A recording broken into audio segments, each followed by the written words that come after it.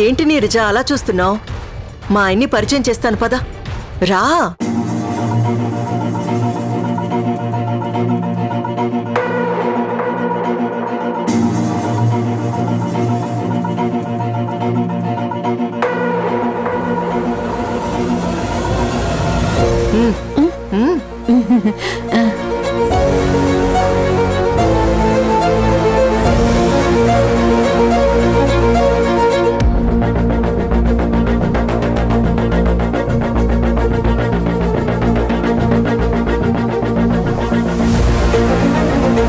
ఎక్కడ మేడం? మీ ఆయన ఎక్కడా?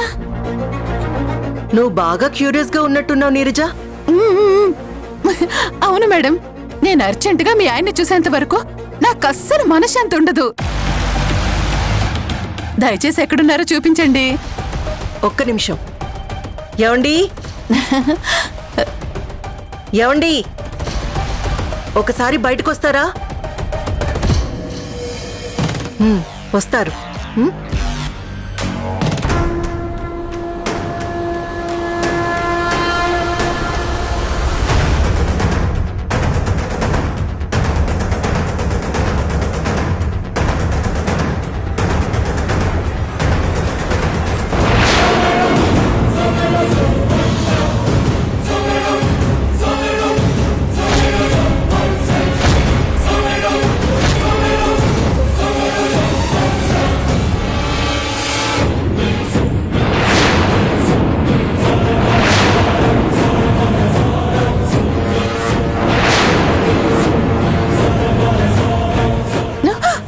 ఏంటి అలా చూస్తున్నావు?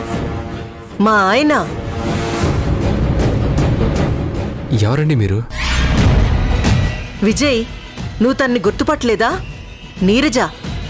విజయ? నీరజ, విజయే. నీకు తెలుసు కదా.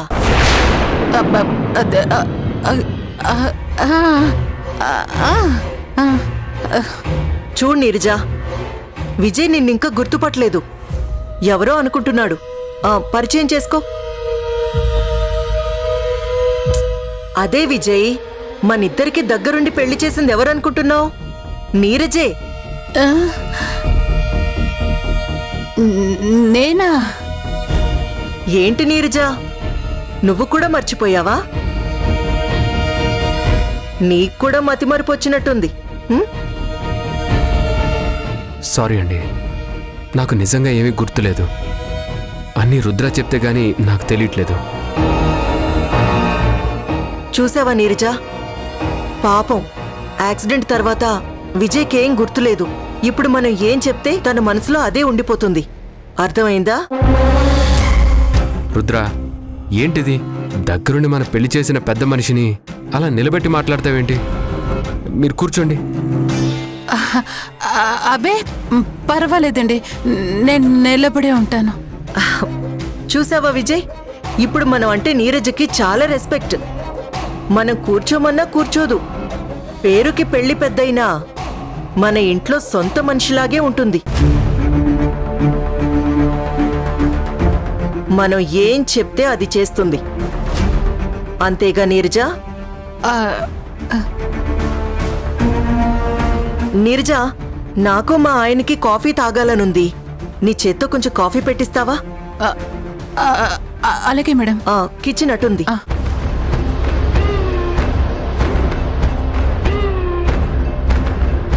అదేంటి రుద్రాని, తన చేత కాఫీ పెట్టిస్తావేంటి? నువ్వే పెట్టచ్చు కదా వెళ్ళి. భలేవాడి విజయ్. ఇప్పుడు నేను కాఫీ పెట్టినా తనకి నచ్చదు విజయ్. ఎప్పుడు తను మనకి కాఫీ పెట్టివ్వాల్సిందే. తను కాఫీ తాగాలంటే ముందు మనం తాగాలి. అది ఎప్పటినుంచో వస్తున్న అలవాట్లే. ఇప్పుడు మార్చాలన్నా మారదు. నీకేం గుర్తులేదు కాబట్టి నీకేం అర్థం కాదు. నువ్వలా కూర్చో. రా కూర్చో. నేనిప్పుడే వస్తాను.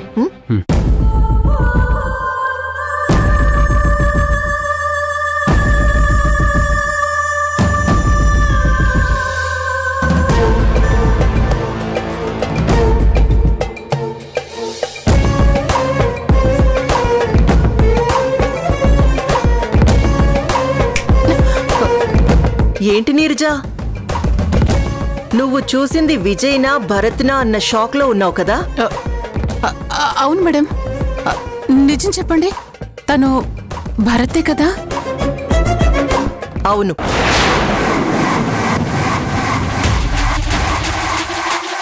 అంటే అంటే భరత్ గారు చనిపోలేదు. మరి అదేంటి మేడం? అంటే అప్పుడు భరత్ గారు అంత్యక్రియలు అదంతా నేను ప్లాన్ చేసిందే నీరజ. మీరు చూసిన శవం భరత్ది కాదు. భరత్ లాగే ఉండే వేరే వ్యక్తి శవం.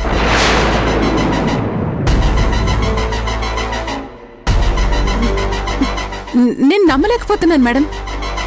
నువ్వు నమ్మలేని నిజాలు చాలా ఉన్నాయి నీరజ. కొంపదీసి ఈ విషయం తీసుకెళ్లి మీనాక్షి చంద్రికలతో చెప్తావా? అబే అదేం లేదు.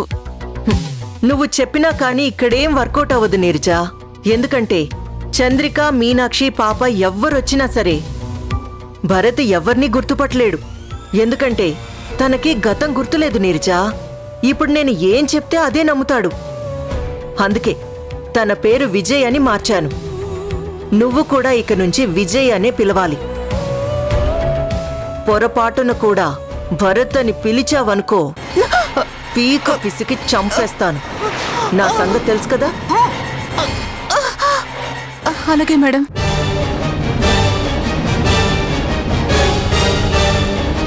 నాకప్పుడే అనుమానం వచ్చింది మేడం. మీరు అంతలా భరత్ గారిని ప్రేమించి అతన్ని కాదని వేరే అతన్ని పెళ్లి చేసుకుంటున్నానని మీరు అన్నప్పుడే నాకెందుకో డౌట్ వచ్చింది మేడం. డౌట్ వచ్చింది కదా, మరి ఎలా నమ్మావు నీరజ? అయినా ప్రాణానికి ప్రాణంగా ప్రేమించిన వ్యక్తిని నేను వదులుకుంటాను అని నువ్వు ఎలా అనుకున్నావు? పెళ్ళంటూ చేసుకుంటే భరత్ని తప్ప ఇంకెవ్వర్నీ చేసుకోనని ఎన్నోసార్లు చెప్పాను కదా. అలాంటిది భరత్ చనిపోతే నేను కూడా చనిపోతాను, కానీ నేను వెళ్ళి ఎవరికీ చెప్పకుండా పెళ్లి చేసుకుంటానని ఎలా అనుకున్నావు? ఇదంతా నా ప్లానే నీరజ. అర్థమైందా? చూడు నీరజ, నువ్వు చంద్రికకి చెప్పాలి, మీనాక్షికి చాటేయాలన్న ఎదవాలోచనలు మానేసి కాఫీ తీసుకొనిరా. అక్కడ వెయిట్ చేస్తుంటాను.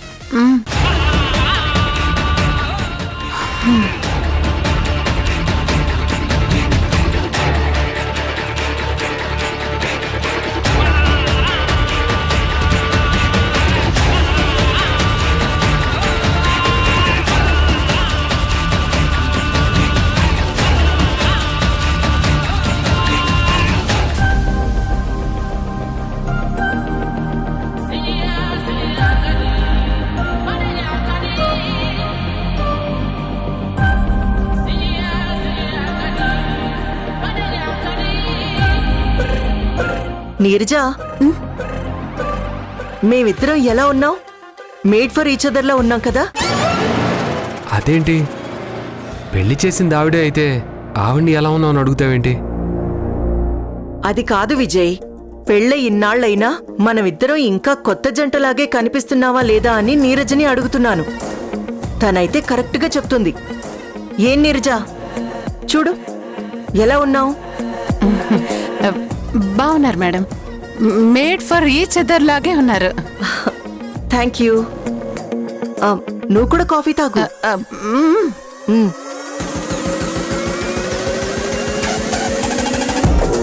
బాగుందా? చాలా బాగుంది.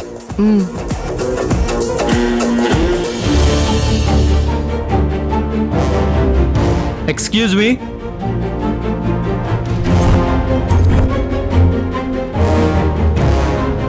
చెప్పండి. ఇక్కడ భరత్ వాళ్ళ వైఫ్ చంద్రిక. నేనేనండి.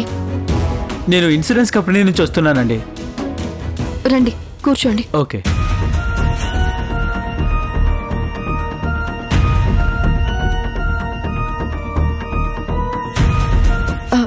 కూర్చోండి. Thanks madam. చెప్పండి సార్. మీ భర్త భరత్ గారు చనిపోయారని తెలిసింది. ఆయన మా కంపెనీలో ఇన్సూరెన్స్ పాలసీ ఒకటి తీసుకున్నారు. దానికి సంబంధించి ఎంక్వైరీ కోసం వచ్చాను. మీరు డెత్ సర్టిఫికేట్ తీసుకున్నారా? తీసుకున్నాం. ఒకసారి డెత్ సర్టిఫికేట్, ఎఫ్ఐఆర్ కాపీ, అలాగే post mortem report, Aadhaar card, మీ మ్యారేజ్ సర్టిఫికేట్, ఫ్యామిలీ సర్టిఫికేట్ ఇవి కొంచెం ఇస్తారా? అలాగేనండి.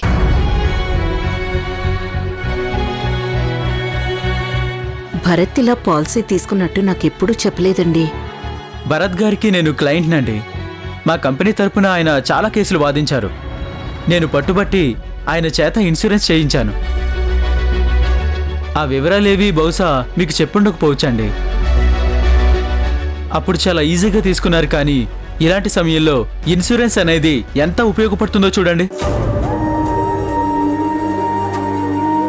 మనిషి పోయిన తర్వాత ఇప్పుడు ఇన్సూరెన్స్ డబ్బు వచ్చి మాత్రం మాకు ఉపయోగం ఏముంది? అలా అనకండి. ఇదిగో ఈ పిల్ల భవిష్యత్తు కోసమైనా ఉపయోగపడుతుందండి. భరత్ గారు నాకెప్పటి నుంచో బాగా పరిచయం అండి. తను చాలా మంచి మనిషి. చంద్రిక గారి గురించి కూడా చాలాసార్లు చెప్తూ ఉండేవాడు. ఆయనకైన భార్య అంటే చాలా ప్రాణం. ఎంత చిన్న వయసులో ఆమె భర్తను పోగొట్టుకోవడం అనేది చాలా బాధాకరమైన విషయం. ఏం చేస్తామండి, దేవుడు మా తలరా రాశాడు. ఇది నేను మాట్లాడొచ్చో మాట్లాడకూడదో తెలీదండి, కానీ ఒక విషయం చెప్తాను, మీరేమనుకోరుగా? చెప్పండి. ఏం లేదండి, అమ్మాయిది కూడా చిన్న వయసు, పాప కూడా చాలా చిన్న పాప. కొద్ది రోజులు పోయాక ఆ పాప భవిష్యత్తు కోసమైనా మీ కోడలికి ఇంకొక పెళ్లి చేస్తే మంచిదేమో. ఒకసారి ఆలోచించండి. సార్, మీరు ఇన్సూరెన్స్ విషయం గురించి మాట్లాడడానికి వచ్చారా, లేదా పెళ్లిల బ్రోకర్ లాగా మాట్లాడడానికి వచ్చారా? అది కాదండి. మీరు వచ్చిన పని చూసుకుని పోతే మంచిది. ఇలాంటి ఉచిత సలహాలు ఇవ్వడం అనేది మీ పని కాదు. మీరు ఇంకొకసారి ఇలాంటి మాటలు మాట్లాడారంటే మీ మీద కంప్లైంట్ చేయాల్సి వస్తుంది. నేను కూడా లాయర్ని, ఆ విషయం మీకు తెలుసు కదా. Sorry madam. ఇదిగోండి మీరు అడిగిన సర్టిఫికెట్స్.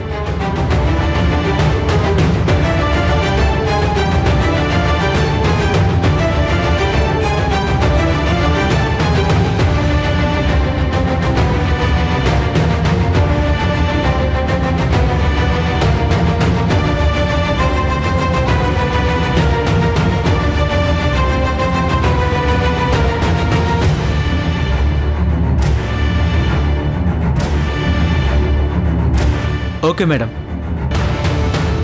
Thank you madam. వస్తాను మేడం. వచ్చిన వాడు వచ్చిన పని చూసుకోకుండా అనవసరమైన సలహాలు ఇస్తున్నాడు. అసలు ఇలాంటి వాళ్ళని ఊరికే వదిలిపెట్టకూడదు అత్తయ్య. పోన్లే ఊరుకో. ఏదో భరత్కి బాగా తెలిసినవాడు కాబట్టి సలహా చెప్పాలనుకున్నాడు. ఇలాంటి వాళ్ళ సలహాలు మనకు అక్కర్లేదు అత్తయ్య. ఇంకొకసారి ఇలాంటి వాళ్ళని ఇంట్లో కూడా రానివ్వకూడదు. ఛే!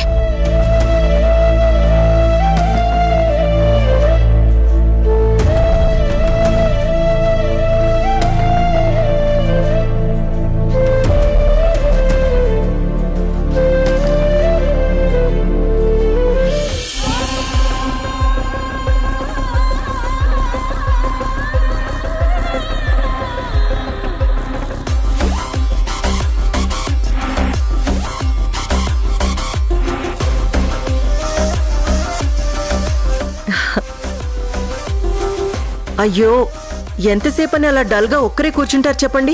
ఇలా వచ్చి హాల్లో కూర్చొని చక్కగా టీవీ చూడండి. నాకేం ఇంట్రెస్ట్ లేదు. కాసేపు ఒంటరిగా ఉండాలనుకుంటున్నాను. ఏంటండి మీరు ఒంటరిగా ఉంటానంటే ఎలా? నేనున్నాను కదా మీకు. మీ కంపెనీ ఇవ్వడానికి మీకేం కావాలన్నా నాతో షేర్ చేసుకోండి. చక్కగా నాతో మాట్లాడుతూ ఉండండి, నాతో కబుర్లు చెప్పండి. అన్నీ అవే సర్దుకుంటాయి. మీకు ఏం వంట చేయమంటారు? Veg, non veg? నాకేం తెలీదు, నీ ఇష్టం వచ్చింది వండు.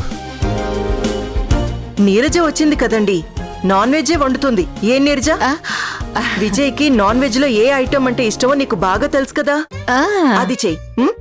అర్థమైందా? ఇంకా నిలబడ్డావేంటి? వెళ్ళి రెడీ చెయ్యి. విజయ్, నువ్వు టీవీ చూస్తుండు, కూర్చో.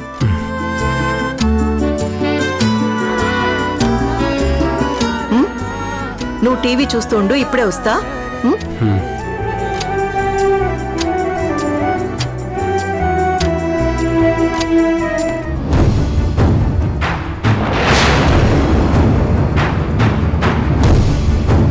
ఏంటి ఆగిపోయావు? చెయ్, ఫోన్ చెయ్యి నీరజా. ఆహా, అబే అదేం లేదు మేడం, ఊరికే ఇన్స్టాగ్రామ్ లో రీల్స్ చేద్దామని ఫోన్ తీసానంతే. అవునా? ఏది ఒకసారి ఫోన్ ఇటు. ఆ, ఎందుకు మేడం? ఇవ్వు.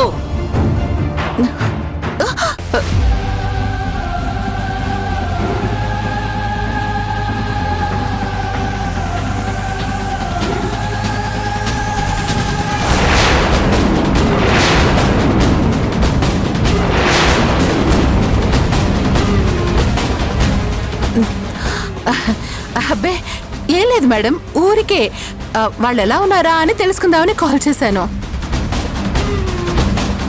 చూడు నీరజా, నువ్వు నా దగ్గర వేషాలు వేయకు, అర్థమైందా? నువ్వు కావాలంటే ఫోన్ చేసుకో, నేనిక్కడే ఉంటాను. ఇప్పుడే ఫోన్ చేసి భరత్ బతికే ఉన్నాడు, మెమరీ లాస్ అయ్యాడు, అందుకే రుద్రాణి తన ఇంటికి తెచ్చుకుని తనకి విజయ్ అని పేరు పెట్టి తనే భరత్కి భార్యనని చెప్పుకుంటుంది. పాపం భరత్ అది నిజమే అని నమ్ముతున్నాడని మొత్తం వివరాలన్నీ పూసగుచ్చినట్టు చెప్పే, అర్థమైందా? అబ్బే నేను చెప్పాను మేడం, నిజంగా మీ మీదొట్టు. వదలండి మేడం, ప్లీజ్ మేడం. ఒసేయ్, ఇంతమందిని మోసం చేసిన దాన్ని నిన్ను మోసం చేయడం నాకు పెద్ద విషయమేం కాదే. అయినా నీకెందుకు నిజం చెప్పానో తెలుసా? నేను ఏం చెప్పినా నోరు మూసుకొని పడుంటావు, చెప్పినట్టు చేస్తావన్న నమ్మకంతో. అది కాదని నువ్విప్పుడు చంద్రికకి, మీనాక్షి గారికి ఈ విషయాలన్నీ చెప్పావే అనుకో, వదలండి మేడం. ఏం జరుగుతుందో నీకు తెలుసు కదా? తెలుసు మేడం, తెలుసు. మీరు నన్ను చంపేస్తారు. నిన్ను చంపనే, నీ కూతుర్ని చంపుతాను.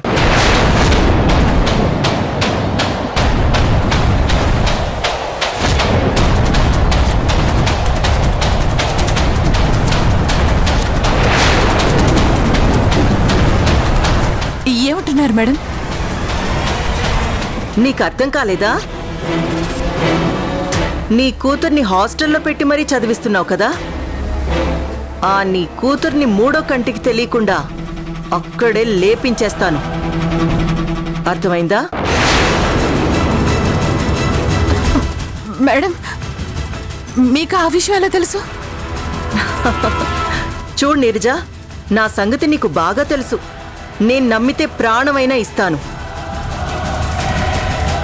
తేడా వస్తే ప్రాణం తీస్తాను. నువ్వు ఇన్ని రోజుల నుంచి నా పక్కనే ఉంటూ నీ ఫ్యామిలీ విషయాలన్నీ నా దగ్గర దాచిపెట్టావు. ఆ మాత్రం తెలుసుకోలేను అనుకున్నావా? ప్రతి నెల నేను నీకిచ్చే డబ్బులు ఎక్కడికి వెళ్తున్నాయో, ఏ అకౌంట్ నుంచి ఏ అకౌంట్కి ట్రాన్స్ఫర్ అవుతున్నాయో మొత్తం అన్నీ నాకు తెలుసు. నీ కూతురి ఫోటోతో సహా అన్నీ నా దగ్గరున్నాయి, చూస్తావా?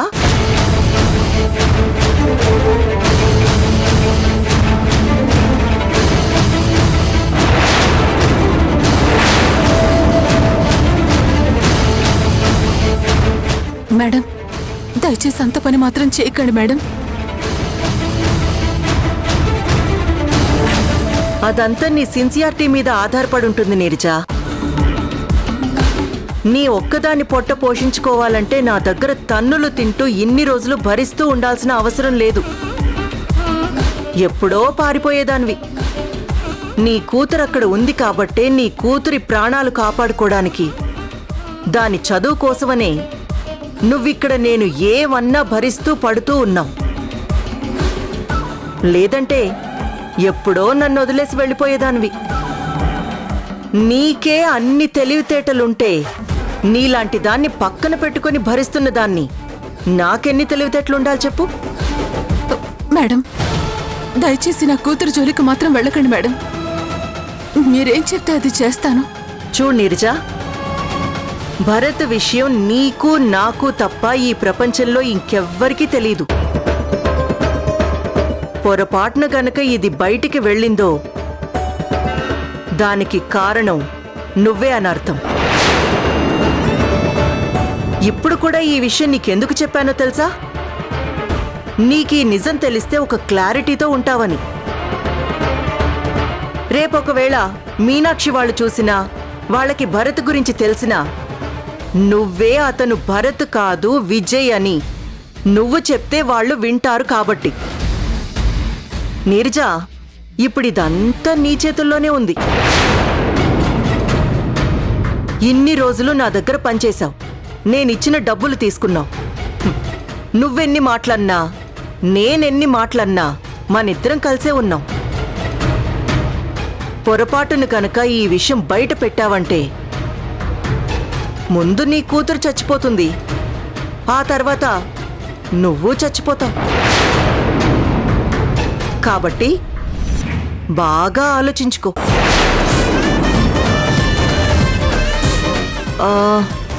గుర్తుంది కదా, నా భర్త భరత్కి అలియాస్ విజయ్కి ఏమిష్టమో అది వండు.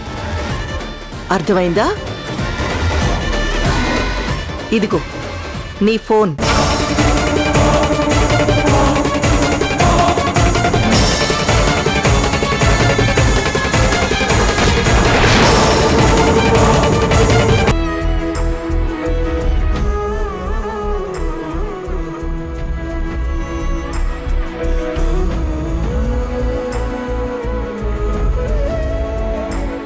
ఏంటి విజయ్, ఏమైంది? నాకు ఏవో ఏవో జ్ఞాపకాలు వస్తున్నాయి. నాకు కొంచెం దూరంగా ఉండు ప్లీజ్. కాస్త డిస్టెన్స్ మెయింటైన్ చేయి రుద్ర.